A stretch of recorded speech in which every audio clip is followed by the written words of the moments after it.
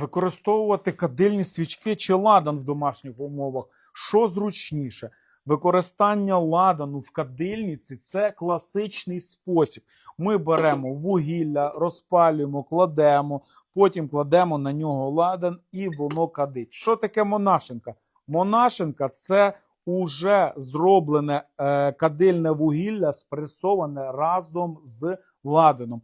Вставили в підсвічничок, підпалили, і воно тліє потихеньку, це вугіллячко, і, відповідно, аромат по вашому приміщенню розходиться. Ви про цей час або молитесь, але я хочу вам сказати, дуже велика кількість людей, яка навіть з нерелігійної точки зору купують люди монашенки, просто їм подобається. А до речі, ви знали, що я розкажу це в наступному відео. Хто хоче придбати монашенки, замовляйте, буде цікава щас історія.